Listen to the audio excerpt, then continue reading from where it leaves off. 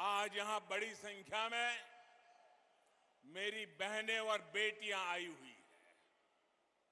मैं मध्य प्रदेश की बहनों को याद दिलाने आया हूं कि मोदी ने आपको जो वेलकम खुशामदीद मेरा पेज में आप सभी को स्वागत है। आशा करता हूँ आप सभी खुश है, अच्छा है, सेहत का खबर रखिएगा। तो अभी जो हम लोग सोच रहा था कि मोदी जी ने इस पार्लियामेंट में जो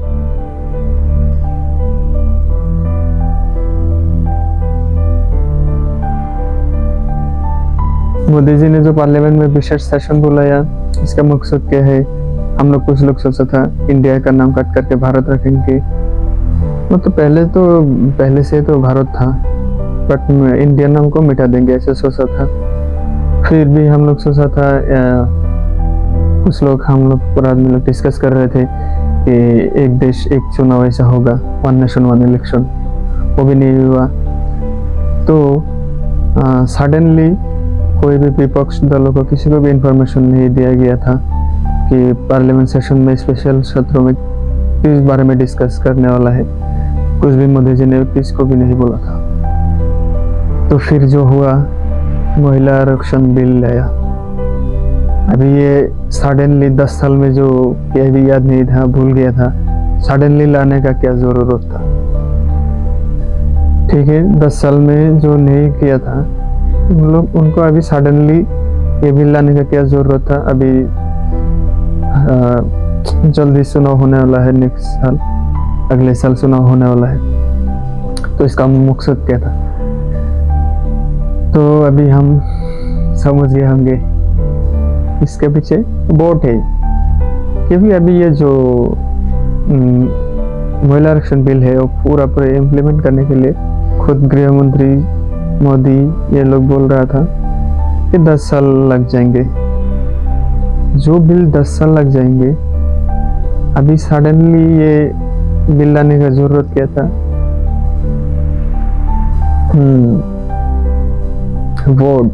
वोट कैंपिंग करना, महिला का वोट कैंपिंग करना, इकट्ठा करना, क्योंकि इंडिया गठबंधन को देख के शायद थोड़ा घबरा गया होगा।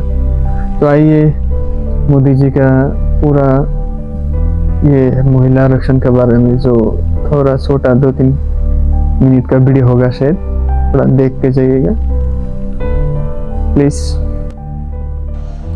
आज यहां बड़ी संख्या में मेरी बहनें और बेटियां आई हुई हैं। मैं मध्य प्रदेश की बहनों को याद दिलाने आया हूं कि मोदी ने आपको जो गारंटी दी थी वो भी पूरी हो गई है। कुछ दिन पहले ही लोकसभा और राज्यसभा में माताओं, बहनों, बेटियों के लिए 33% सीटें आरक्षित करने का कानून पारित हुआ। नारी शक्ति वंदन अधिनियम देश ने नया इतिहास रच दिया है। दशक से देश की माताएं, बहनें इसका इंतजार कर रही थी, बल्कि ये तक कहा जाने लगा कि शायद ये कभी नहीं हो पाएगा। आखिर मोदी है तो मोदी है तो हर गारंटी पूरी होने की गारंटी है। पूरे देश की बहनों को सावधान भी करना चाहता हूं।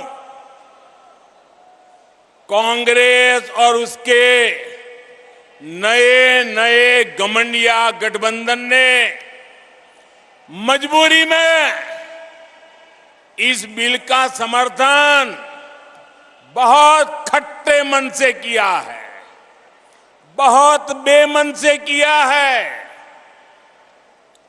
ये खट्टापन उनके बहानों में दिखाई देता है।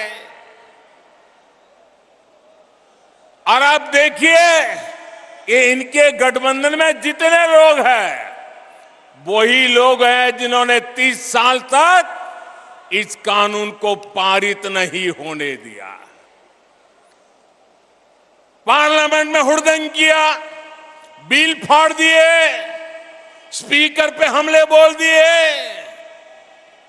और अब जब मजबूरी में उंगली उठानी पड़ी है, उनको लगता है कि अब देश की माताएं बहनें उनके चरित्र को जान गई हैं, तो अब क्या शुरू किया? ये क्यों नहीं है, वो क्यों नहीं है, ऐसा क्यों है, वैसा क्यों नहीं। उनको नारी शक्ति वंदन अधिनियम का मजबूरी में समर्थन इसलिए करना पड़ा क्योंकि मेरी माताएं बहनें जग गई हैं, मेरी माताओं बहनों का हौसला बुलंद है, मेरी माताओं बहनों ने शक्ति का परिचय करवा दिया है, और इसलिए ये माताओं बहनों से डरे हुए हैं, इसलिए नीची मुंडी करके हाउस में अनचाहे अनमन से उंगली तो दबा दी। बीते 9 वर्षों में जिस तरह भारत की महिला सशक्त हुई है, उसे देखकर इन दलों की हिम्मत नहीं हुई कि नारी शक्ति अधिनियम का विरोध कर पाए, वरना उन्होंने तो दशकों तक देश में सरकारें चलाई है, भारी बहुमत से सरकारें चलाई है, तब क्यों नहीं कानून बनाया? जो बहाने ये आज बना रहे हैं, तब क्यों नहीं ये सब कुछ कर दिया? सच्चाई ये है कि इनकी नीयत में खोट है।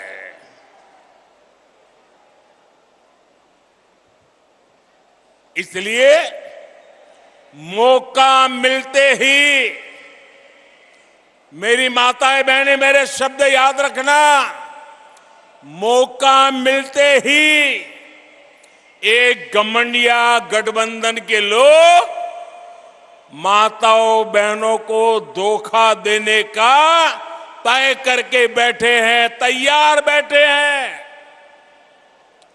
कांग्रेस के घमंडिया साथी वही है जिन्होंने इस कानून को रोकने के लिए हर मर्यादा तोड़ी है। इनकी वो सोच आज भी नहीं बदली है। आपको मैं एक और बात कहना चाहता हूं।